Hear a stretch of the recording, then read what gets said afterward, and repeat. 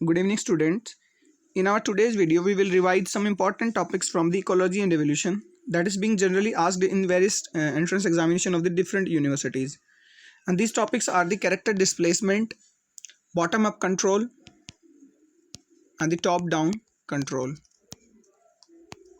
So we will first start with the character displacement. Character displacement क्या होता है? एक तरह के morphological changes होते हैं किसी भी ऑर्गेनिज्म में या किसी भी स्पीसीज में, और ऐसे morphological changes which are arises due to competition. जब भी कंपटीशन ज़्यादा होता है तब ये मॉर्फोलॉजिकल चेंजेस क्या होते हैं? अराइज होते हैं. So first thing these are the morphological changes. Second thing they arises due to the competition. And third thing they does not occur randomly और instantly, sorry, they occur with respect to time, means evolutionary changes. तो उन changes को हम character displacement बोलते हैं. कुछ characters में क्या हो गया? डिस्प्लेसमेंट हो गया या चेंजेस आ गए with respect to time by the course of the evolution. और होता किस लिए है? Because there is a competition. So competition को ओवरकम करने के लिए रिसोर्स पार्टीशन कर लिया जाता है. So resource partition is another phenomena. हुआ तो रिसोर्स पार्टीशन है, बट किस वजह से होता है? कैरेक्टर्स के डिस्प्लेस होने की वजह से. फॉर एग्जांपल गैलापागो फिंचेस होती हैं. गैलापागो इज आइलैंड. वहाँ पे जो फिंचेस हैं they feed on the same habitat, on the same food. तो पहले सभी फिंचेस सेम फूड पे क्या करती थी? फीड करती थी. फिर उनमें क्या हुआ? धीरे धीरे कैरेक्टर डिस्प्लेस हुए. कुछ फिंचेस की बीक साइज जो है वो स्मॉल हुई और कुछ की लार्ज हो गई. सो लार्ज बीक वाले जो हैं वो लार्ज सीड्स को खाते हैं, स्मॉल वाले जो स्मॉल सीड्स को. तो रिसोर्स का पार्टीशन हो गया. ठीक है. So resource partition occurs via character displacement, क्योंकि ये character particularly beak size, this is a character, this was displaced to the small as well as to the large. So this phenomena is called the character displacement. So it was explained by the William L. Brown and the E.O. Wilson. Scientist generally पूछ लिए जाते हैं कई बार entrance examination में. सो याद रखें आप, L brown and the E.O. Wilson explain the phenomena of the character displacement. It arises by the competition. जब भी कंपटीशन होता है तब कैरेक्टर डिस्प्लेसमेंट अराइज होता है. Okay. And it refers to the morphological differences due to the competition. जो morphological changes आते हैं उनको हम कैरेक्टर डिस्प्लेसमेंट बोलते हैं. ओके. नेक्स्ट इज दैट जब भी कंपटीशन होता है तो जो जिन दो स्पीसीज के बीच में कंपटीशन है या विद इन स्पीसीज भी, अगर इंट्रा स्पेसिफिक भी कंपटीशन है आपका, तो भी जो उसके मेंबर्स हैं वो आपके डाइवर्स हो जाते हैं. उस कैरेक्टर, एक ही कैरेक्टर पे ओवरलैप करेंगे. फॉर एग्जांपल फिंचेस की बात करते हैं तो उनका बीक एक ऐसा कैरेक्टर हो जाएगा जिस पे वो ओवरलैप करते हैं, क्योंकि सेम बीक साइज है तो वो सेम ही ग्रेन खाएंगे, सेम सीड्स खाएंगे. सो ये जो बीक कैरेक्टर हुआ ये आपका क्या कर रहा है? उसको ओवरलैप करा रहा हूँ दोनों स्पीसीज को, फीडिंग हैबिटाट को. ओके. सो ऐसे कैरेक्टर्स में ही क्या आता है? चेंज आता है, जिनमें क्या हो रही है? ओवरलैपिंग हो रही थी. Okay. So character displacement is the process of evolutionary divergence. Evolution के थ्रू होता है, विद रिस्पेक्ट टू टाइम होता है, सडन चेंजेस नहीं आते. ओके. को एग्जिस्टिंग स्पीसीज के बीच में होता है, जो एग्जिस्ट कर रही हैं स्पीसीज उन्हीं के बीच में कंपटीशन होगा. कंपटीशन बढ़ता ही जाएगा तो एक क्या हो जाएगी? एक्सटिंक्ट हो जाएगी. और अगर ऐसा नहीं हो रहा है, एक्सटिंक्ट नहीं हो रहा है, इट मीन्स वहाँ पे क्या हो रहा है? कैरेक्टर डिस्प्लेसमेंट हो रहा है, यानी ओवरकम कर सकता है एक्सटिंक्शन को. अगर कैरेक्टर डिस्प्लेसमेंट नहीं हुआ तो फिर तो कंपटीशन बढ़ता ही जाएगा और एक स्पीसीज क्या हो जाएगी? एक्सटिंक्ट हो जाएगी. ठीक है. कहाँ होता है? जहाँ कॉम्पिटिशन फॉर रिसोर्सेज हो, जहाँ पे नेचुरल सिलेक्शन हो एवोल्यूशनरी चेंजेस के साथ. Okay. So it was about the character displacement. जब भी कैरेक्टर डिस्प्लेसमेंट हो जाएगा तो उसका रिजल्ट क्या होगा? देखो, अगर नहीं होगा कैरेक्टर डिस्प्लेसमेंट तो एक्सटिंक्शन हो जाएगा. अभी मैंने बताया एक स्पीसीज को तो ख़त्म होना पड़ेगा. Survival of the fittest as a Darwin suggest. तो जो भी सर्वाइव नहीं कर पाएगी वो एक्सटिंक्ट हो जाएगी अगर कंपटीशन है तो. बट अगर कैरेक्टर डिस्प्लेसमेंट हो गया तो क्या होता है? मिनिमाइज हो जाएगा निश ओवरलैप. निश जो पहले ओवरलैप कर रहे थे, फॉर एग्जाम्पल 2 स्पीसीज हैं, स्पीसीज 1 एंड स्पीसीज 2. स्पीसीज 1 का जो निश था ये था, इतने एरिया में वो फीड कर सकता है. ओके.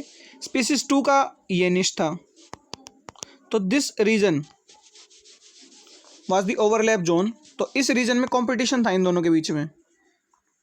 आप दोनों ने कैरेक्टर्स को अगर डिस्प्लेस कर लिया या रिसोर्स पार्टीशन कर लिया यहाँ पे, तो आपका क्या हो जाएगा? निश ओवरलैप क्या हो जाएगा? कम हो जाएगा. So it can minimize the niche overlap and it will avoid the competitive exclusion. Competitive exclusion जो होता है उसको हम गॉस लॉ बोलते हैं.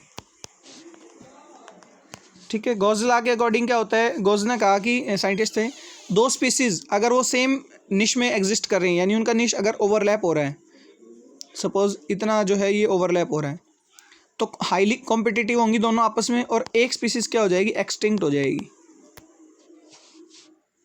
इस चीज़ को जो है उन्होंने गॉसेस लॉ या उन्होंने कॉम्पिटिटिव एक्सक्लूजन बोला।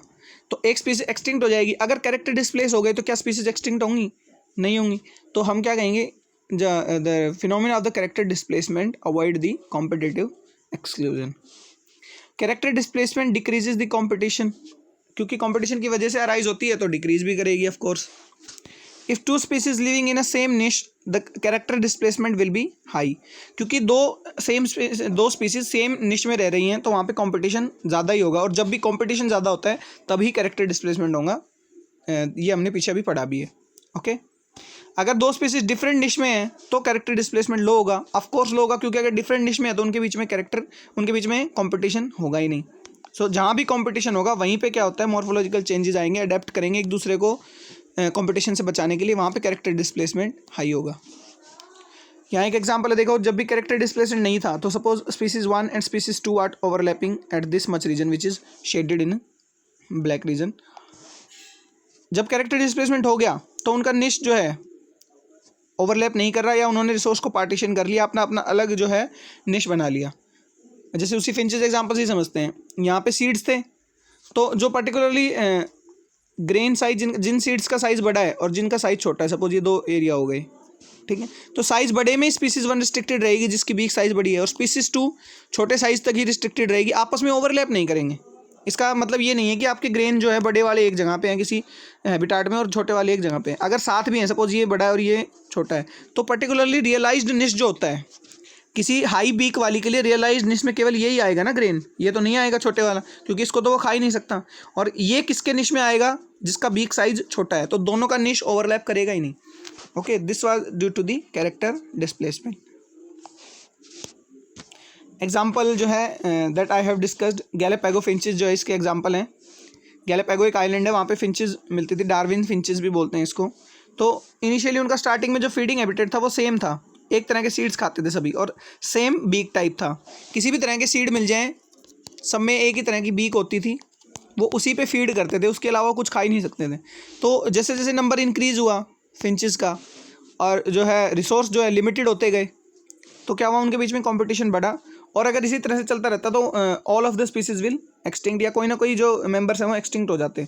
सो उनके बीच में क्या हुआ, with respect to time evolutionary changes आए, और उनके अंदर क्या हुआ, कैरेक्टर डिस्प्लेस हुआ। एंड जो कौन सा कैरेक्टर जो ओवरलैप कर रहा था, दैट वाज द बीक। तो उस कैरेक्टर में क्या हुआ, डिस्प्लेसमेंट आया, लॉन्ग साइज हो गया बीक का और स्मॉल साइज हो गया। ओके, सो लॉन्ग साइज वाले बड़े ग्रेन खा लेते हैं और छोटी साइज वाले बीक वाले स्मॉल ग्रेन्स को या स्मॉल सीड्स को खाते हैं। सो इससे क्या हुआ, एक तरह का कैरेक्टर डिस्प्लेसमेंट हुआ और रिसोर्स पार्टीशन हो गया, तो जिसकी वजह से कॉम्पिटिशन क्या हो गया, लो हो गया। कॉम्पिटिटिव एक्सक्लूजन भी लो हो गया, जहाँ पहले एक स्पीसीज एक्सटिंक्ट हो जाती वहाँ अब वो एक्सटिंक्ट नहीं होगी। निश ओवरलैप मिनिमाइज हो गया, निश ओवरलैप नहीं कर रहे, ग्रेन साइज बड़े का अलग निश है और छोटे का अलग निश है। ओके, एक अनदर एग्जांपल है एनोलिस, एक लिजर्ड होती है, ओके, कैरेबियन आइलैंड्स पे मिलती है। तो उसमें भी क्या था, जो आपके पहले जो स्पीसीज एग्जिस्ट करती थी उनके लिम्स जो होते हैं, उनके हाइंड लिम्स में चेंजेस आया। ओके, किस तरह से आया कि जो उनके जो इंसेक्ट लिजर्ड्स होते हैं वो इंसेक्ट खाती हैं, तो अब पेड़ के साइज़ के डिपेंडेंट उनके लिम्स के अंदर क्या हुआ, चेंजेस हुआ। जिन ट्रीज़ का ट्रंक जो है ब्रॉड है, ठीक है, उनके लिम्स में क्या चेंज आया कि उनके जो बैक लिम्स थे या हैंड लिम्स थे वो ब्रॉड हो गए, क्योंकि ट्रंक भी आपका क्या है, ब्रॉड, तो उस पर चढ़ने के लिए हाइंड लिम्स को क्या होना पड़ेगा, ब्रॉड होना पड़ेगा, तभी वो ट्री वो उसके ऊपर क्या है, होल्ड करके रख सकती है उस ट्री पे। अनदर जो स्पीसीज इवॉल्व हुई बाय द कैरेक्टर डिस्प्लेसमेंट, उसके जो लिम्स थे वो नैरो हुए, बल्कि, ठीक है, नैरो लिम्स वाली क्या है, एक हाइट तक जो है, up to a much height, narrow trees पे मच हाइट पे जो जिनका हैंड लिम जो है नैरो है, वो क्या कर सकती है, चढ़ सकती थी, लिजर्ड की स्पीसीज। तो जो टॉप इंसेक्ट्स थे जिनकी पोजीशन क्या थी, अपर थी, उन इंसेक्ट्स को तो वो छिपकलियाँ या वो लिजर्ड खाने लगी जो टॉप तक जा सकती थी, जिनका हैंड लिम नैरो था, ठीक है, और जो उनका हैंड लिम जो था ब्रॉड था, जो केवल ट्री ट्रंक्स पे, ऐसे ट्री ट्रंक्स पे जो ब्रॉड ट्रीज होते हैं और उन पे एक पर्टिकुलर हाइट तक ही जा सकती थी, वो नीचे के इंसेक्ट्स खाने लगी। सो अब उन दोनों के बीच में क्या हो गया, रिसोर्स का पार्टीशन हो गया, कैरेक्टर डिस्प्लेस हो गए, तो उनके अंदर कंपटीशन क्या हो गया आपका, लो हो गया. This was the another example. So Galapagos finches and the Anolis lizard is the example of the character displacement. Next we will discuss about another topic, that is the top down control and the bottom up control. In topic से जो है CSIR net में और gate में भी बहुत सारे questions आते हैं एवरी ईयर. जून 2014, जून 2015, जून 2017, इवन जो लास्ट अटेम्प्ट था दैट इज दिसंबर 2019, उसमें भी इस पे टॉप डाउन कंट्रोल पे जो है क्वेश्चन पूछे गए हैं. सो टॉप डाउन कंट्रोल या बॉटम अप कंट्रोल क्या होते हैं कि इकोलॉजी में एक पर्टिकुलर बैलेंस बना रहता है फूड चेन या फूड वेब में. तो उस बैलेंस को मेंटेन करने के लिए जो पर्टिकुलर ट्रॉपिक लेवल्स होते हैं, हमने पढ़े बहुत सारे ट्रॉपिक लेवल होते हैं, like producers, consumer, secondary consumer, carnivores and the top carnivores और दी टॉप प्रेडेटर्स. तो क्या होता है, दो तरह से कंट्रोल किया जा सकता है. या तो टॉप प्रेडेटर जो होते हैं, टॉप कार्निवोर्स, वो पूरी ट्रॉपिक चेन को कंट्रोल करते हैं, या फिर जो प्रोड्यूसर्स होते हैं वो पूरी फूड वेब को या फूड चेन को क्या करते हैं, ट्रॉपिक लेवल्स को रेगुलेट करते हैं. तो जब भी आपके टॉप लेवल के कार्निवोर्स रेगुलेट करेंगे पूरी चेन को, तो उसको हम टॉप डाउन कंट्रोल बोलते हैं कि टॉप से लेकर डाउन की तरफ कंट्रोल किया जा रहा है ट्रॉपिक लेवल्स को. और जब प्रोड्यूसर्स कंट्रोल करते हैं तो उसको हम बॉटम अप कहेंगे, क्योंकि प्रोड्यूसर बॉटम पे होते हैं हमेशा. जब प्रोड्यूसर्स मेंटेन करेंगे पूरे ट्रॉपिक लेवल को या पॉपुलेशन को, तो उसको हम बॉटम अप कंट्रोल बोलते हैं. फर्स्टली बात करेंगे टॉप डाउन कंट्रोल के बारे में.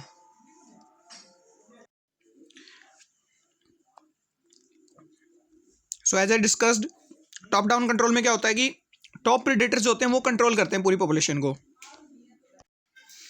एक्वेटिक सिस्टम के एग्जांपल से इसको समझते हैं. देखिए, एक्वेटिक सिस्टम की अगर बात करें तो सबसे टॉप कार्निवोर्स क्या होंगी, लार्ज फिशेज होंगी, पिस्कीवोरस जिनको बोलते हैं, पिस्कीवोर्स जिनको बोलेंगे. अगर लार्ज फिशेज का नंबर लेस है, अगर टॉप कार्निवोर्स कम है, तो क्या होगा, जिन पे वो फीड करते हैं, आपकी जो लार्ज फिशेज होंगी वो फीड करती हैं स्मॉल फिशेज पे. स्मॉल फिशेज जो होती हैं वो जू प्लांक्टन्स को खाती हैं. ऐसे जो आपके एनिमल्स हैं जो आपके फाइटोप्लैंक्टन्स को खाएं, लाइक एल्गी को खाएं प्लांट में, उनको हम जू प्लांक्टन्स बोलते हैं. तो स्मॉल फिशेस जू प्लांक्टन्स को खाती हैं और जू प्लांक्टन्स अल्टीमेटली फाइटोप्लैंक्टन्स को खाएंगे. तो अगर लार्ज फिशेस कम है, ठीक है, जिनको पिस्कीवोर्स बोलते हैं हम, लार्ज फिशेस कम होंगी तो आपका जो स्मॉल फिशेस हैं, सो लार्ज फिशेस जो होती हैं वो स्मॉल फिशेस पे फीड करती हैं. तो अगर लार्ज फिशेस कम है तो जो है फीडिंग पॉपुलेशन जो होगी इनकी, यानी स्मॉल फिशेस, तो इनको कम खाया जाएगा. So small fishes will be more. और अगर स्मॉल फिशेस बहुत ज़्यादा हैं, ठीक है, तो वो किस पे फीड करती हैं, जू प्लांक्टन्स पे. सो अगर स्मॉल फिशेस ज़्यादा हैं, क्योंकि इनको खाया नहीं जा रहा, लार्ज फिशेस कम है, तो जू प्लांक्टन्स क्या होंगे, कम हो जाएंगे बहुत, क्योंकि स्मॉल फिशेस ज़्यादा जू प्लांक्टन्स को खा जाएंगी. और अगर जू प्लांक्टन्स बहुत कम होंगे तो वो जिन पे फीड करते हैं यानी फाइटोप्लैंक्टन्स, अब इनको कोई नहीं खा पाएगा क्योंकि जू प्लैंक्टन कम है, तो इनका नंबर क्या हो जाएगा, इंक्रीज या ज़्यादा रहेगा. So less number of the large fishes are controlling the number of the phytoplanktons, not the phytoplanktons itself. Phytoplanktons खुद अपना नंबर रेगुलेट नहीं कर पा रहे, इनका नंबर रेगुलेट किसके ऊपर डिपेंड हो गया, लार्ज फिशेज के ऊपर. अगर लार्ज फिशेस ज़्यादा होंगी, सोचिए, अगर ज़्यादा होंगी तो स्मॉल फिशेस कम होंगी, स्मॉल फिशेस कम होंगी तो जू प्लैंक्टन्स ज़्यादा होंगे, और जू प्लैंक्टन्स ज़्यादा होंगे तो फाइटोप्लैंक्टन्स को ज़्यादा खाया जाएगा. तब उस केस में क्या हो जाएगा, फाइटोप्लैंक्टन्स कम हो जाएंगे. So the population of the phytoplanktons was regulating by the large fishes, not by the phytoplanktons itself. That's why it is called the top down control, because the top carnivores or the top predators controlling the number of the whole population or the whole trophic level, and even the producers, and producers in the aquatic ecosystem is the phytoplanktons. कुछ और example हैं, ठीक है, जैसे आपका kelp forest ecosystem है. Kelp जो होती है ब्राउन एल्गी है, ब्राउन एल्गी को फीड करते हैं सी अर्चिन. सी अर्चिन जू प्लैंक्टन है जो ब्राउन एल्गी को खाते हैं, और सी अर्चिन को सी ऑटर खाते हैं. These are the top predators. Okay, so अगर ऑटर्स को हम रिमूव कर दें, ऑटर्स हटा दिए जाएं, तो सी अर्चिन का नंबर अल्टीमेटली इंक्रीज हो जाएगा, क्योंकि इनको कोई खा ही नहीं रहा, और इनका नंबर इंक्रीज होगा तो ये फीड करते हैं कैल्प पे. कैल्प क्या हो जाएंगी, डिक्रीज हो जाएंगी. तो कैल्प का नंबर जो है आपका सी ऑटर पे डिपेंडेंट है. So that's why this is called the top down control. अब बात करते हैं बॉटम अप कंट्रोल की. Bottom up control is the reverse of the top down control.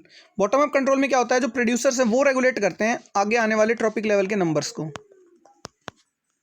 तो अगर टॉप डाउन कंट्रोल की बात करें, which we discussed right now, जो हमने प्रीवियसली अभी डिस्कस किया है, तो उसमें तो क्या होता है, वो तो पॉपुलेशन को रेगुलेट करता है. अगर कभी ऐसा लगता है कि पॉपुलेशन जो है ओवर एक्सप्लॉइटेशन हो रहा है, रिसोर्सेज को बहुत ज़्यादा खाया जा रहा है, तो टॉप प्रेडेटर जो होते हैं वो अपने आप रेगुलेट कर देते हैं। जबकि बॉटम अप कंट्रोल में क्या होता है, प्रोड्यूसर्स रेगुलेट कर रहे हैं सारे ही ट्रॉपिक लेवल को। अगर प्रोड्यूसर ज़्यादा होंगे तभी तो सारे ट्रॉपिक लेवल जो उसके ऊपर डिपेंडेंट है वो अपने आप ही ज़्यादा होंगे। तो जो बॉटम अप कंट्रोल होता है वो किसी भी पॉपुलेशन को क्या करता है, मैनेज करता है,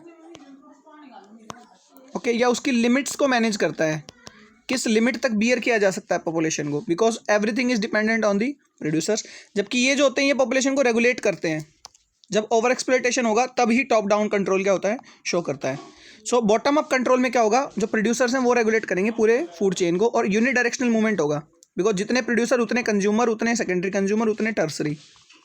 this is a unidirectional model always, the bottom up control. इसको भी एग्जाम्पल से पढ़ते हैं। For example, there are many phytoplanktons. This is the biomass. B is representing the biomass. T representing the time. With respect to time, if the biomass is increasing, if the phytoplanktons are increasing, so there will be more zooplanktons. क्योंकि phytoplankton easily available हैं, तो zooplanktons भी होंगे उन्हें खाने के लिए. There will be no competition among the zooplanktons because there are enough number of the phytoplanktons present in the aquatic ecosystem. जू प्लैंकटन अगर बढ़ेंगे तो उन पे फीड करने वाली स्मॉल फिशेस भी बढ़ेंगी, और स्मॉल फिशेस बढ़ेंगी तो लार्ज फिशेस भी ज़्यादा रहेंगी। There will be no competition, so there will be a unidirectional model, everything will be increase. कब तक इंक्रीज होगी, जब तक आपका एक लिमिट्स क्या ना हो जाए, जो है लिमिट ना एक बैरियर हो जाए, ओके, एक पर्टिकुलर कैरिंग कैपेसिटी तक इंक्रीज होते रहेंगे।